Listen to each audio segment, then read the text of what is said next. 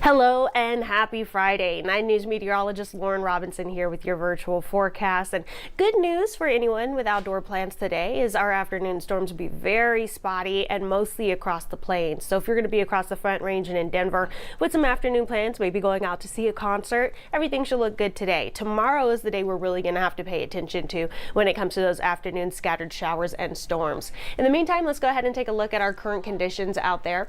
Right now we do have some pretty mild weather. Temperature is going to be a bit cooler than what we saw yesterday, slightly below average for this time of year. 77 right now at DIA, a good mix of sun and clouds. Dew point at 55 degrees, not too bad. Very light winds coming in from the northeast at around 3 miles per hour.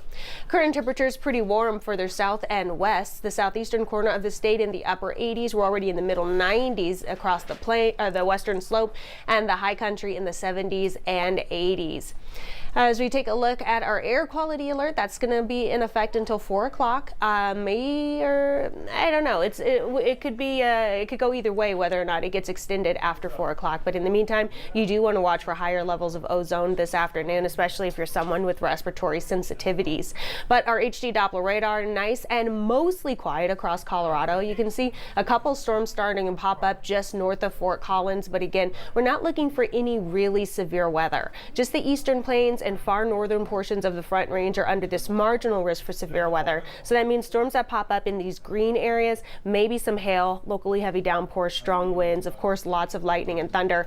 Denver, though, not included in any of that risk.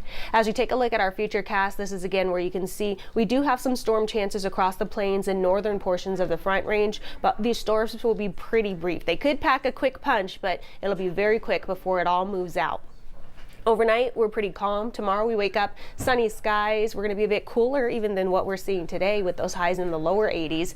And then as we go through the afternoon, this is where we're going to watch for some of those storms to push through Denver. We're seeing a lot more activity across the Front Range tomorrow afternoon than what we're going to see today. So we're going to watch for some of those storms to push their way, again, across the urban corridor, across the Front Range as they make their way toward the plains. So if you do have maybe concert tickets or you're going out to an outdoor sporting event tomorrow, you want to pay attention to these storms. I don't think they're going to be too strong, but just 1 or 2 lightning strikes could delay your activities. So we'll keep an eye out for that. As far as severe weather goes, we only have a small, tiny area of far southern portions of the Front Range under a marginal risk. So again, tomorrow's storms aren't going to be too bad, but all it takes is 1 or 2 lightning strikes to delay your activities. So that's really what we're going to be watching for, are going to be possible delays due to lightning.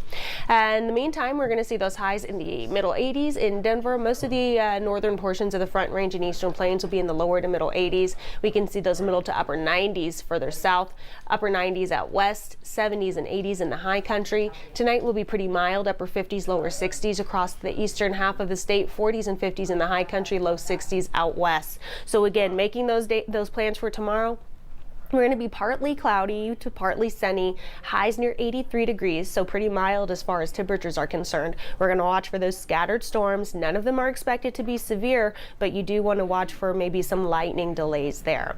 Outside of the cooler day today and tomorrow, we finally rebound again next week, and that's where we're going to see more sunshine, more dry weather, more very hot weather as highs climb into the middle to upper 90s next Monday and Tuesday. And then as we go into next Wednesday and Thursday, that's where we're going to watch for our next chances for those afternoon showers and storms to return. So that's what we have lined up for the rest of our 7-day forecast. And again, today is looking pretty good, especially across the Front Range for any outdoor plans. Tomorrow we're going to keep an eye out for the possibility of maybe some lightning delays, but none of the storms are expected to become severe, even if one does pop up over you tomorrow afternoon into tomorrow evening. And then after that, once we go into Sunday through especially the beginning of next week, we're going to be watching out for heat versus storms. So we will have an updated forecast for you tonight at 4 o'clock, 4 and 5 with Chief Meteorologist Kathy Sabin. And then later this evening, we'll have meteorologist Danielle Grant in at 6, 9, and 10. And if you can't catch any of those shows, you can always stay up to date with our latest forecast on 9news.com and on the 9 News mobile app. Have a good Friday.